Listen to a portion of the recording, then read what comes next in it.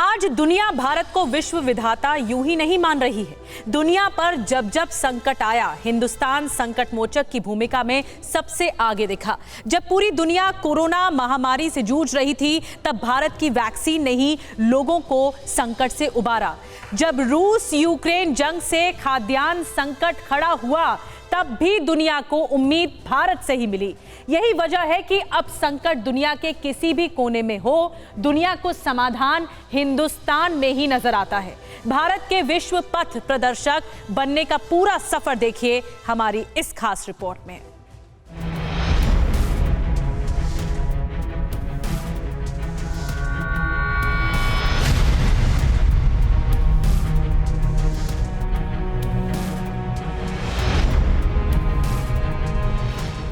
World order का मानचित्र, भारतवर्ष दुनिया का मित्र।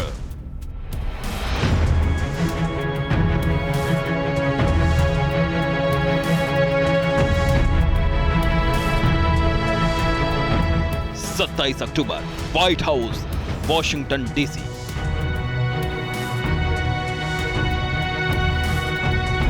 अमेरिकी रक्षा मंत्री लॉयड ऑस्टिन ने पहली बार दुनिया के हर ताकतवर देश के खिलाफ अमेरिका की नेशनल डिफेंस स्ट्रेटजी यानी एनडीएस सार्वजनिक तौर पर जारी की। इस रिपोर्ट में अमेरिका ने चीन और रूस को अपना सबसे बड़ा दुश्मन बताया है, लेकिन भारत को दुनिया का बहुत मजबूत देश बताते हुए रक्षा सहयोग बढ़ाने की रणनीति बनाई है।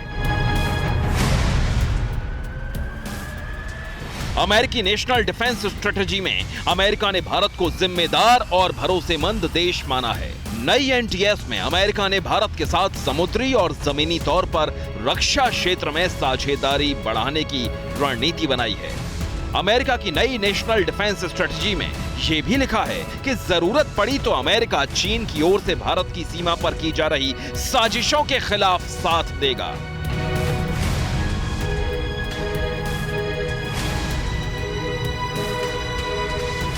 अमेरिका की नई नेशनल डिफेंस स्ट्रेटजी बताती है कि अमेरिका भारत को 21वीं सदी का सबसे जिम्मेदार और मजबूत देश मानता है।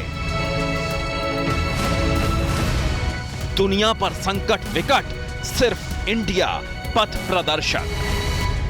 भारत आज संकल्प लेकर के आगे बढ़ रहा है। आज भारत को पता है कहां जाना है। दुनिया में जंग का दौर, भारत शांति का सिरमौर। यूक्रेन के संकट के आरंभ से ही हमने तुरंत युद्ध विराम का आह्वान किया। भारतवर्ष में काबिलियत, दुनिया बचाने की ताकत। अगर भारत मेड इन इंडिया सस्ती और प्रभावी वैक्सीन पर काम न करता, बड़े स्केल पर प्रोडक्शन न करता, तो दुनिया के अनेक देशों की स्थिति क्या है? मोदी वर्ल्ड लीडर, दुनिया ने लगाई मुहर। अमेरिका अपनी नई नेशनल डिफेंस स्ट्रेटजी में भारत को जिम्मेदार और मजबूत देश मानता है। रूस के राष्ट्रपति व्लादिमीर पुतिन को भारत में भविष्य दिखता है, वो भी उस वक्त जब पुतिन को लगता है कि पश्चिमी देश दुनिया पर हावी होने की उम्मीद में एक खतरनाक और खूनी खेल खेल रहे हैं। भारतवर्ष की नई ताकत पर दुनिया भरोसा करती है, इसलिए रूस से लेकर अमेरिका तक चाहते हैं कि विश्व के हर बड़े विवाद का निपटारा भारत जैसा भरोसेमंद देश ही करे। अर्थव्यवस्था से लेकर इलाज तक भारतवर्ष आज हर मोर्चे पर मजबूती से आगे बढ़ रहा है। जो भारत दुनिया में हथियारों का सबसे बड़ा खरीदार था, आज वो दुनिया का सबसे बड़ा डिफेंस एक्सपोर्टर बन रहा है। भारत से रक्षा उत्पादों का निर्यात बीते 5 सालों में 334% बढ़ गया। आज भारत दुनिया के 75 से ज्यादा देशों को हथियार और डिफेंस का सामान एक्सपोर्ट कर रहा है।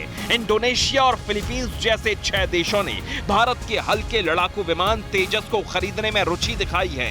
मलेशिया तो तेजस खरीदने की तैयारी में है। भारत से मिसाइल, रॉकेट और गोला बारूद के लिए आर्मीनिया ने बड़ी डील की है। भारत और आर्मेनिया के बीच की यह डील करीब 2000 करोड़ रुपए की है। सबसे खास बात यह है कि इस डील के तहत आर्मेनिया भारतीय पिनाका रॉकेट सिस्टम पाने वाला पहला विदेशी ग्राहक होगा।